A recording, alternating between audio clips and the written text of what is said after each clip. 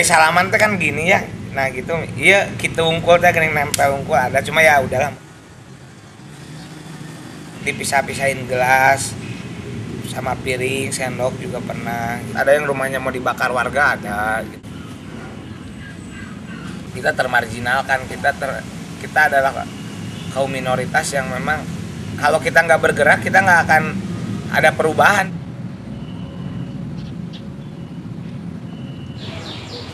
Nasib suatu kaum tidak akan pernah berubah kalau kaum itu tidak merubahnya.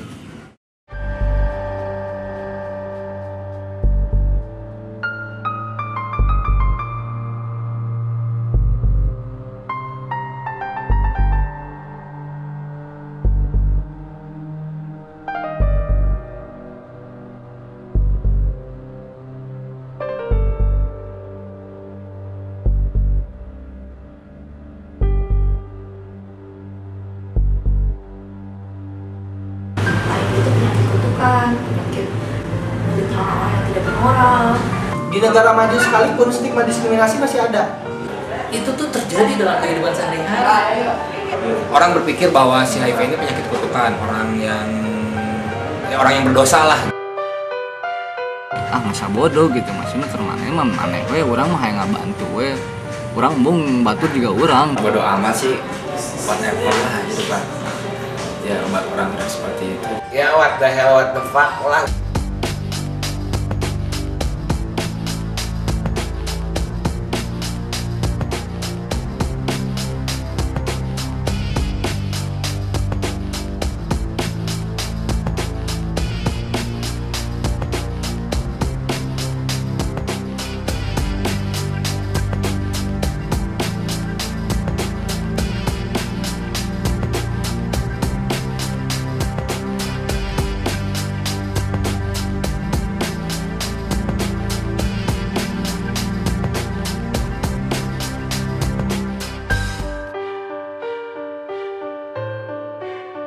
Saya pengguna narkoba dari SD, dari kelas 6. Anjing, asa dosa.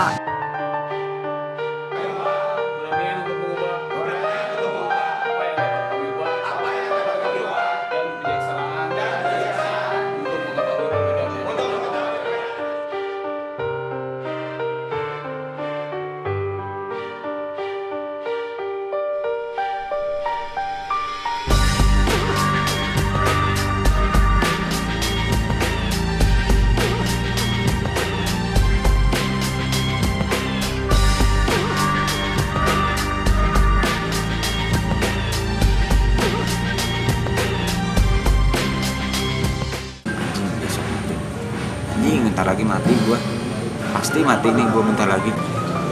Gue yakin gue bakal mati.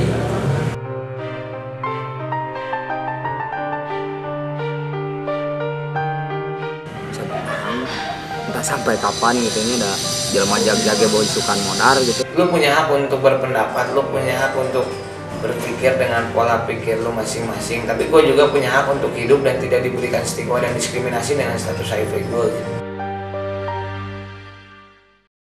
Stigma itu terjadi pada apa saja.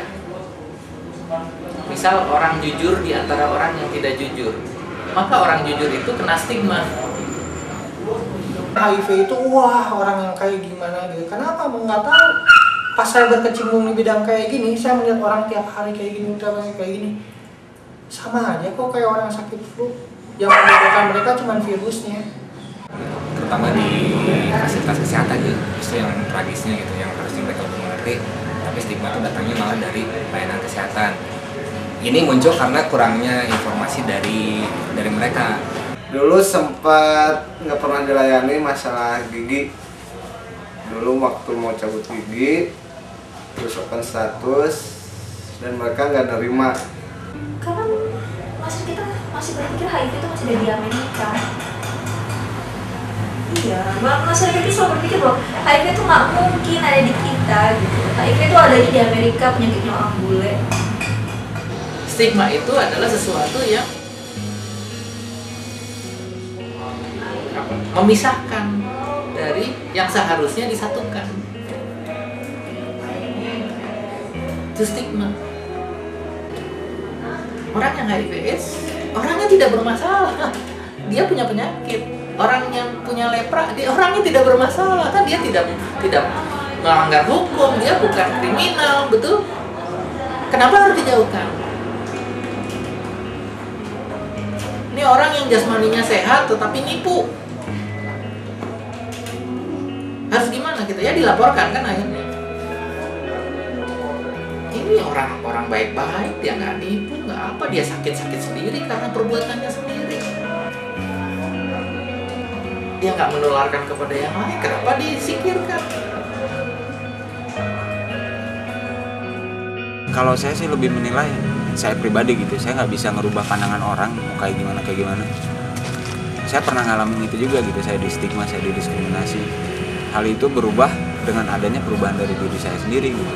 Dan saya membuktikan sama orang-orang yang pernah menstigma saya, yang pernah mendiskriminasi saya, itu saya juga bisa hidup dengan baik gitu. Dengan misalnya saya bisa berhenti dari pemakaian narkoba saya dengan hidup dengan HIV juga saya bisa bertahan hidup gitu, masih bisa renang, masih bisa olahraga.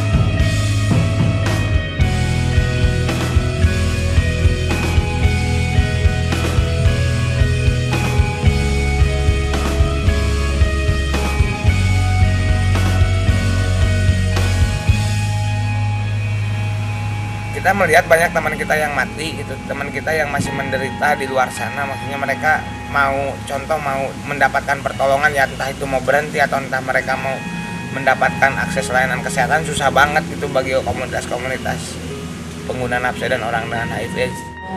Rumah Cemara selama ini perjalanan kita ini adalah lebih ke gimana melibatkan peran serta masyarakat gitu. Jadi Rumah Cemara itu diinisiasikan oleh 5 orang pecandu narkoba, mantan pecandu narkoba. Salah satunya saya, terus sama Pak Iqbal yang sekarang menjabat Direktur Rumah Cemara. Kita berpikir bahwa tidak ada komunitas yang aman atau sebuah safe community buat orang-orang kayak kita gitu, orang-orang yang junkie, orang-orang yang tanda kutip yang mempunyai keunikan karakternya masing-masing gitu kan ya. Di situ kita berpikir nggak ada tempat yang aman buat mengekspresikan diri gitu. Nah, berdirilah Rumah Cemara gitu. Perempuan di Rumah Cemara waktu rehab cuman sendiri perempuan. Kebetulan ya nggak orang kumpul gitu lah ya. Tapi ya soalnya di Bandung waktu itu masih jarang rehabilitasi yang mau nerima perempuan. Bukan mau nerima sih, maksudnya di sini ketersediaan untuk rehabilitasi perempuan masih terbatas. Kebetulan waktu itu Rumah Cemara mau nerima perempuan, walaupun sebetulnya belum ada di Rumah Cemara ini, tapi kebetulan saya mau masuk, jadi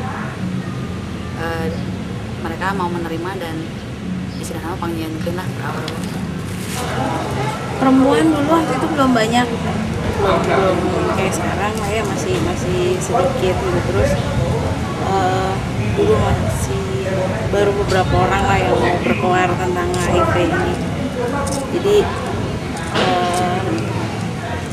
ya dulu sering dipanggil buat testimoni kayak gitu.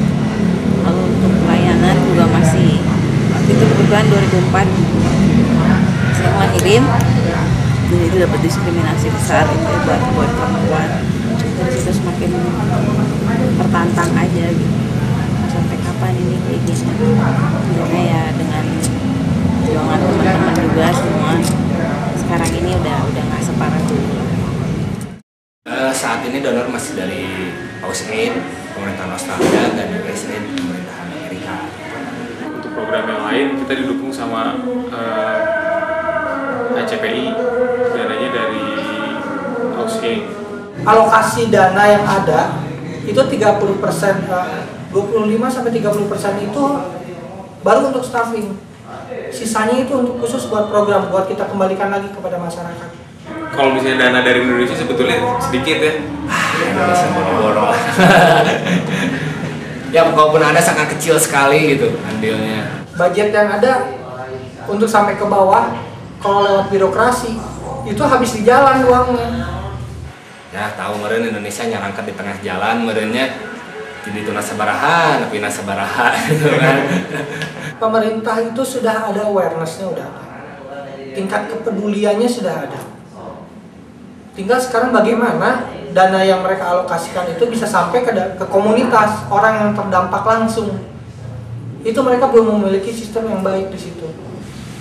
Cukup berat gitu dengan keadaan finansial kita yang sangat terbatas. Kita dari kocek sendiri gitulah bikin rumah cemara, maksudnya dari uang merogoh kocek sendiri dengan patungan gitu.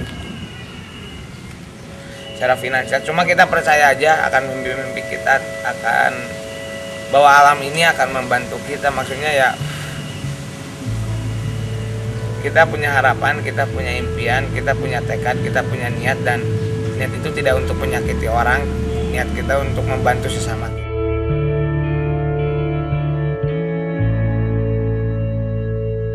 Kalau untuk program yang di treatment itu sendiri, yang pertama kita nggak mengkotak-kotakan dia dapatnya dari, maksudnya dia itu pecandu dari substance yang apa gitu ya. Pokoknya yang penting orang ini udah merasa dirinya kecanduan dan unmanageable, itu kita terima dari latar belakang apapun, agama apapun juga. Terusnya lagi si orang-orang ini yang jelas punya niat untuk berubah, karena kita kan konsepnya rumah nih treatmentnya, jadi bukan kayak model kayak penjara ataupun kayak gitu. Karena metode yang kita pakai adalah bio, psiko, sosio, dan spiritual, jadi kita perbaiki dulu biologisnya. Dasarnya kalau kita benar-benar mau menjalani recovery, memang harus basicnya mah yang 3 itu. Jujur itu kan harus jujur sama orang lain ya, jujur sama diri sendiri. Jadi kalau misalnya orang itu bilang di tempat kita bakal berhasil segala macam, nggak ada yang bisa menjanjikan itu. Itu terserah dari dianya, karena untuk orang memakai narkotik itu ada segitiganya. Yang pertama diri dia sendiri, kedua lingkungan, terus faktor ketersediaan obat-obatan. Salah satu dari ini diputus, otomatis nggak akan bisa dong. Nah, kita tugasnya adalah behavior modification daripada si pecandu itu sendiri.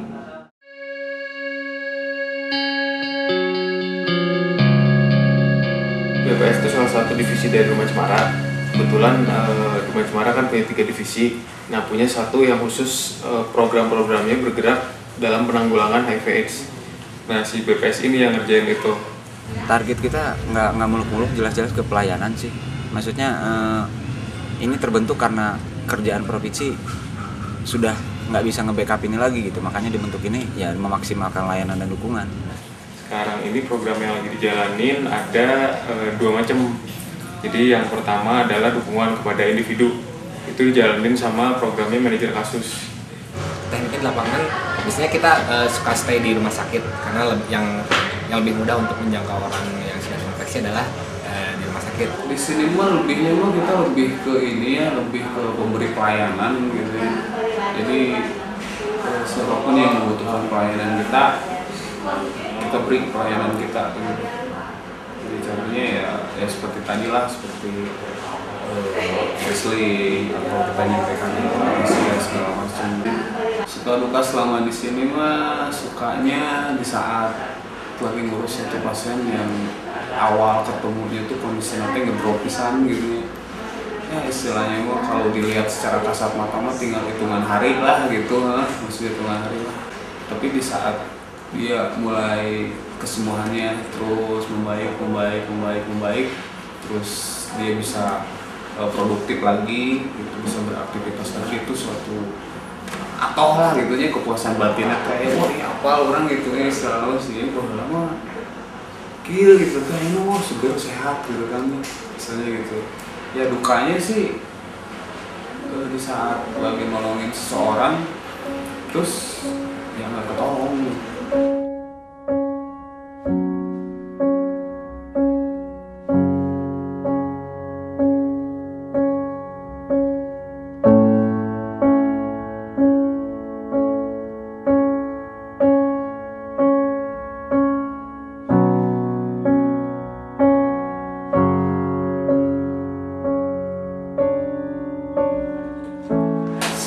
Harm reduction itu sebenarnya kalau ini ya maksudnya bahasa bakunya menurut definisi ya dari luar sananya gitu menjelaskan bahwa pengurangan dampak buruk narkoba artinya intinya sih memutus mata rantai penularan HIV.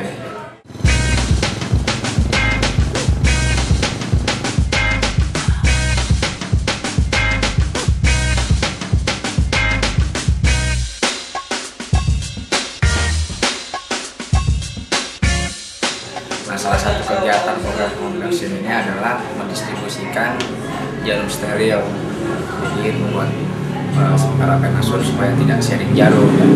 Nah, tujuan awalnya sih kita lihat sebenarnya nyuruh orang buat berhenti. Program yang paling simpel saat ini untuk menurunkan angka penularan HIV adalah mendistribusikan jarum steril. Klien yang ambil jarum jarumnya misalkan ya yang pakai etep lah, butek lah, ya, mereka ngambil di sini, ngambil jarum, gitu ya, minta materi, dikasih materi. Tapi menurut prosedurnya sih dia ngasih, misalkan ngasih limbah ini ngasih 3 paket gitu, 3 paket itu isi 9, jadi satu paket itu isi 3. Jadi kalau ngembaliin 3 ya dikasihnya 3 paket lagi. Ya mau nggak mau kan program ini harus memang istilahnya sudah tersosialisasikan ke masyarakat. Tapi setelah kita sosialisasi, namun ada beberapa pihak yang masih menolak. Dulunya gitu kan pertama keluar Subutek gitu kan, harusnya dimakannya di oral gitu. Tapi ternyata banyak juga penyimpangan gitu oleh ID-nya sendiri gitu, masih di jarum suntikin gitu. Jadi Subutek juga di oral, cuman ya ada penyimpangan lah menurut. Namanya mun cek jangki mah ritualna lah. Jadi kita keunggah, kumaha oge. Jadi substitusi itu ada metadon, ada buprenorfin. Itu buprenorfin itu Subutek sama Subuxone itu dia bisa disuntik, bisa makanya bisa meskipun caranya di oral disuntik. Kalau metadon bentuknya cairan, tapi kalau disuntik nggak akan berasa dan pasti masih sakau. Dulu awalnya saya juga nggak ada niat sedikit tuh untuk berhenti nyuntik, nggak ada. Pas satu hari dimana nyari barang nggak dapet, teman saya ada yang nyuruh udah aja datang ke PTRM minum metadon. Itu rasa percaya diri terus rasa ke nggak percaya, mau nutup sakit namanya, make tertarik gitu, make lagi kenceng. Pas minum ternyata nutup. Dan awal-awal minum metadon kan kita masih dikasih enaknya, dikasih high-nya dapet tahu. Tapi kalau udah 6 bulan ke atas dia enggak, malah turun dosisnya, pengen cepet-cepet berhenti aja. Dengan adanya pendistribusian jarum suntik itu adalah seolah-olah melegalkan kayak drugs gitu. Padahal di sisi lain kita lihat aspek kesehatannya kan. Sebenarnya untungnya kita bukan ngomongin melegalkan sih sebenarnya. Ya kita tahu gitu siapa pecandu, ya istilahnya orang nggak mungkin cepet gitu makanya itu adalah sebuah pendekatan pragmatis kan. Kita bagi-bagi jarum. Cara simpelnya yang ngedeketin penasun itu seperti itu gitu. Nah itu awal-awal dimana kita masuk sebenarnya. Nah setelah kita masuk, kita mencoba untuk melakukan perubahan perilaku buat si penasunnya gitu. Terus dari segi kesehatannya juga kan otomatis dong dia bisa tidak tertular hepatitis C gitu. Jadi lebih baik mencegah gitu daripada sekarang dihentikan, tetap aja pemakaian masih ada gitu. Nah ini ya antisipasinya kayak gitu.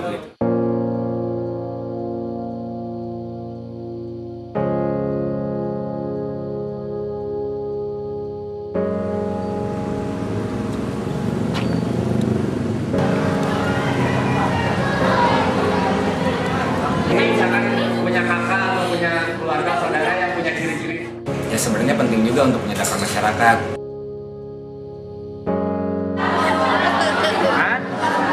Nggak ada. Yakin di sini nggak ada pengguna narkoba? Oh, ngaku yang pakai ini ngaku.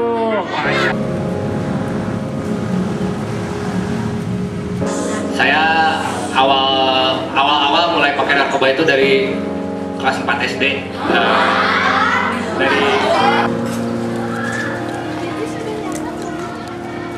Ternyata kamu kena HIV katanya.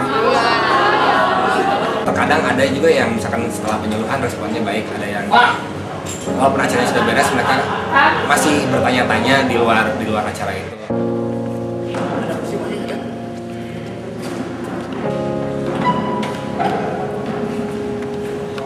Berapa orang warga binaan yang ada di seluruh lapas di Indonesia? Teman-teman yang ada di sini semuanya adalah orang-orang yang telah diberkati karena mendapatkan informasi lebih daripada teman-teman yang lain.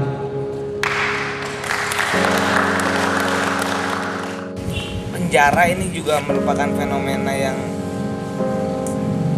bermasalah bagi pengguna nafsa di Indonesia gitu, karena meskipun alat hukumnya yang Undang-Undang Nomor 22 tahun 97 dan Undang-Undang Nomor 5 tentang psikotropika juga ada, ya kalau kita analisa lagi undang-undang itu juga sebenarnya ya agak sedikit perlu dipertanyakan kembali gitu. Kayak orang-orang bawa jarum. Nah, ketika dia bawa jarum ditangkap oleh polisi, itu bisa dijadikan bukti penguat. Nah, sehingga tendensinya, kecenderungannya si orang pengguna nafsa ini takut membawa jarum, sehingga dia bawa jarum satu terus tukar-tukar. Nah, apa yang terjadi ketika mereka berbagi-bagi jarum suntik satu sama lain, HIV, hepatitis C itu tersebar kan di mereka. Jadi secara tidak langsung undang-undang tersebut berkontribusi besar, baik undang-undangnya maupun penegak hukumnya berkontribusi besar terhadap penularan HIV di Indonesia. Gue pikir perjalanan udah susah banget, tapi alhamdulillah gue turun sini gue jadi banyak informasi, banyak pengetahuan, dan akhirnya mengadu semangat hidup gue lagi, dan gue menjadi hidup gue lebih berani lagi. Mereka punya hak untuk diberdayakan, mereka punya hak untuk mengetahui informasi, mereka sama dengan orang-orang yang tanda kutip bebas gitu, ya di luar penjara gitu. Mereka berhak mendapatkan pendidikan, informasi atau layanan kesehatan, mereka berhak, tidak ada bedanya dengan kita. Jadi masa lalu gue kelak banget ya, gue terus terang gue tinggal di Jogja, yang terlepas dari tempat bajing loncat ya. Nah ini gue gambar mobil, gue dulu pernah jadi bajing loncat. Ya, mereka saudara lah, bagian dari kita. Saya juga pernah menjadi warga binaan gitu kan. Ya mereka bagian dari kita dan mereka harus dibantu. Harapan gue ke depan, gue pengen bina rumah tangga gue yang mawadah, warahmah, dan sakinah, membimbing anak gue dan sampai kayak ayahnya. Amin. Ya kita sendiri mau membantu teman kita di sana gitu. Dalam konteks di sini kita mau membantu teman kita di sana, ya apapun cara-cara yang kita lakukan adalah semata-mata untuk membantu mereka, dan mereka adalah bagian dari kita gitu. Mereka adalah saudara kita gitu.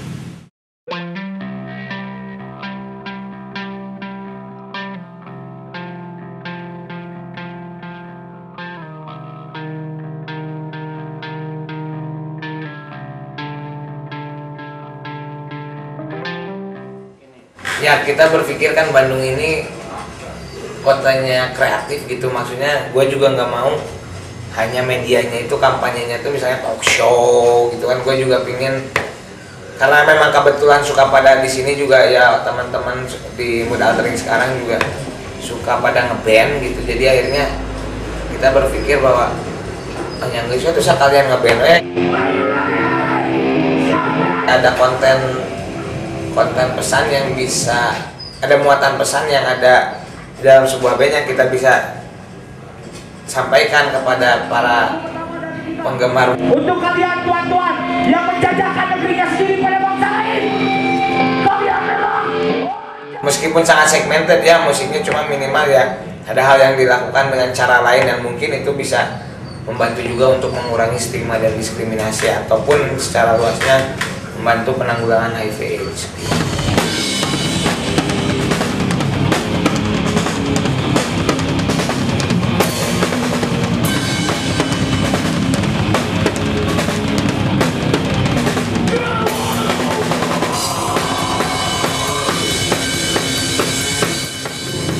Nah, diakui dan lebih plong juga gitu, gue bisa mengekspresikan apa nilai-nilai ideal dalam hidup gue, apa umpatan-umpatan yang mungkin bahkan itu bisa diambil sebagai sebuah nilai ideal bagi seorang Ginan.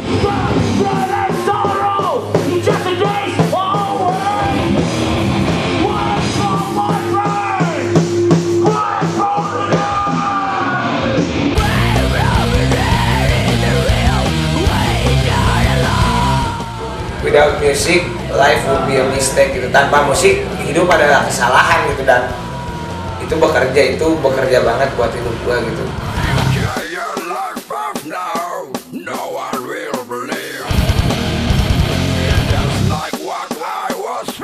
Ya minimal ada beberapa hal yang memang gua bisa ekspresikan di sini. Nilai-nilai ideal gua, ya terserah orang mau dengar mau enggak, tapi minimal mereka tahu apa nilai-nilai ideal dari orang yang HIV positif.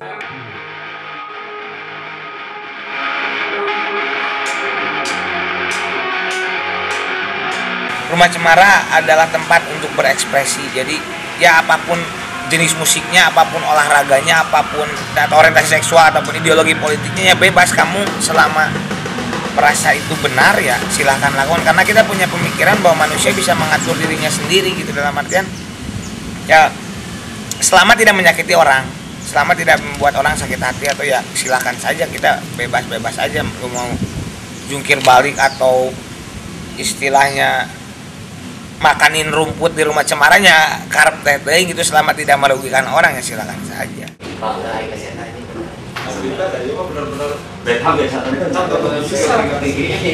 Tingkat tinggi banyak guru narinya. Guru nasional lah. Bahaya.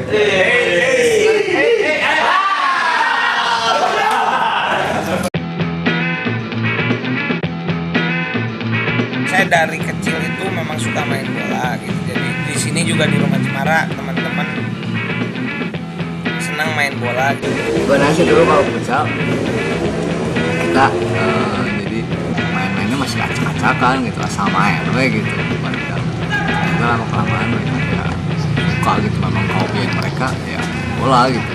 Ya futsal gitu. Maksudnya kita punya tim sendiri gitu. Meng Balma sudah mendarah di Rumah Cemara gitu ya. Kami akan berbuat ya istilahnya satu hiburan, satu hobi, satu bakat-bakat terpendam. Kalau dilihat mungkin banyaklah yang punya kemampuan dari mereka untuk bermain sepak bola gitu. Ada beberapa orang HIV yang memang harus sudah mengkonsumsi obat antiretroviral. Itu satu. Terus kedua, dulu kita juga menegak racun yang kayak asbak lah, apapun kita masukin ke dalam tubuh kita supaya kita mabok gitu, dan kita nggak tahu sebenarnya kan nggak ada QC-nya, quality control dari Putau itu sebenarnya isinya apa juga kan nggak tahu, buatin bubuk bohlam atau tarigu atau apa kita kan nggak akan pernah tahunya.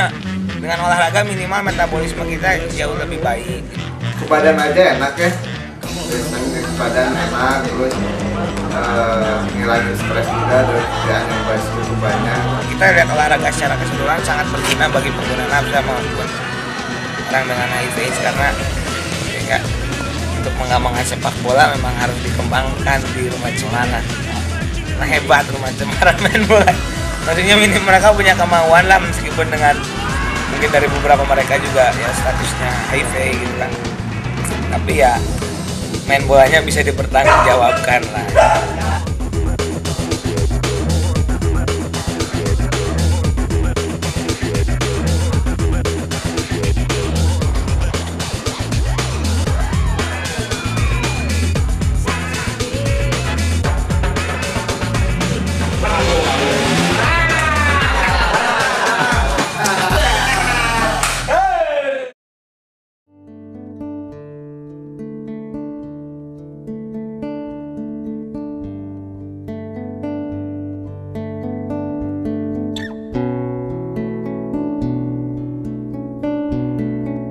narkoba kelas 2 SMP.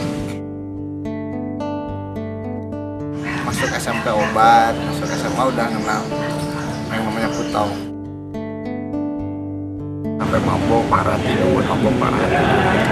Itu bukannya bikin gue baik, malah tambah hancur gitu.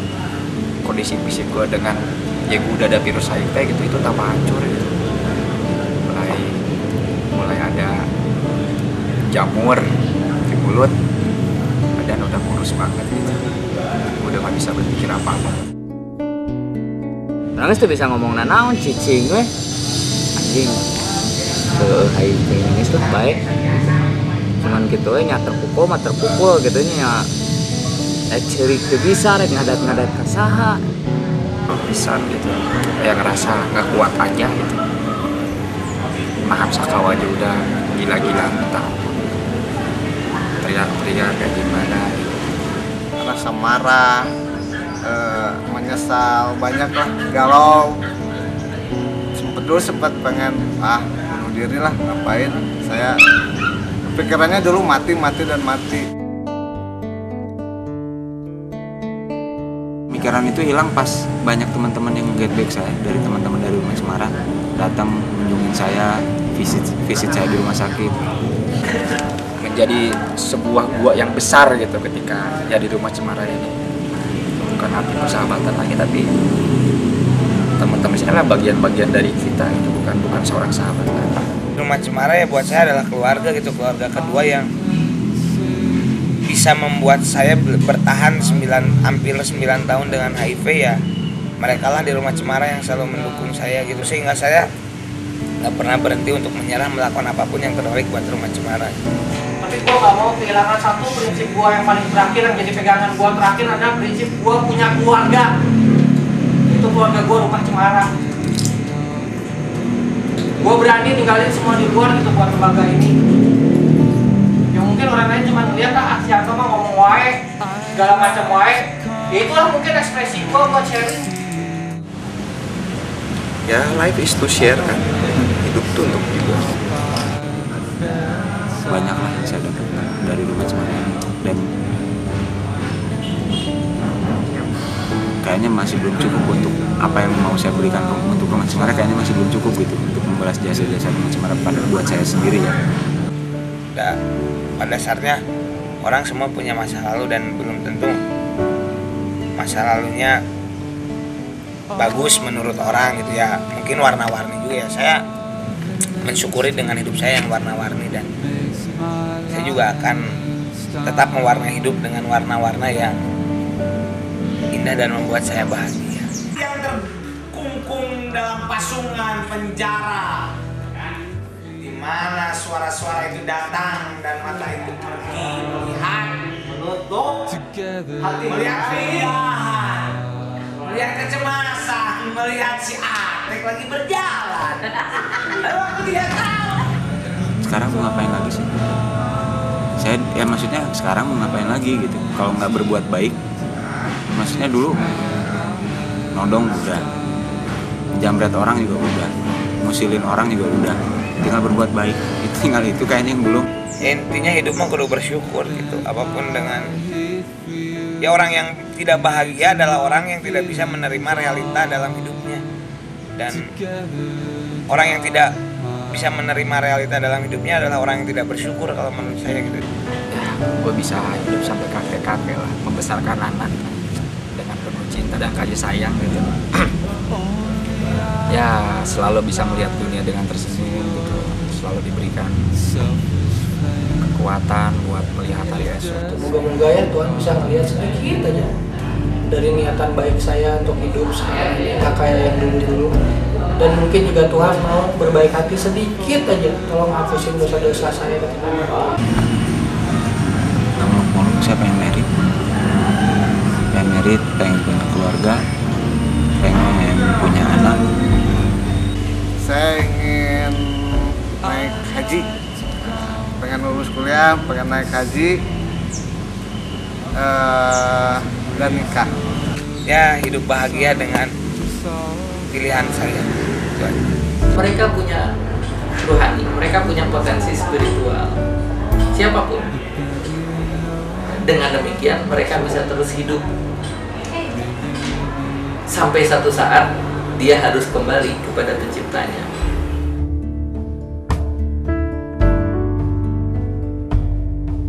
Ketika kita sudah bisa memahami arti cinta yang sebenar, ya hidup akan lebih bahagia.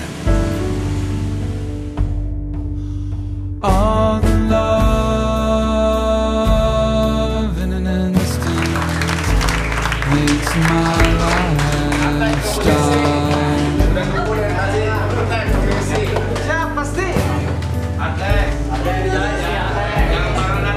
The I feel makes my feelings all together dry.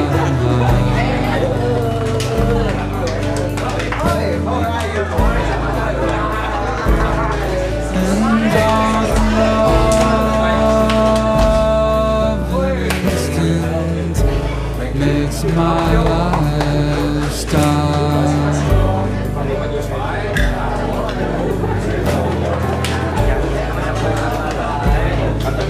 The high feel makes my feelings all together dry.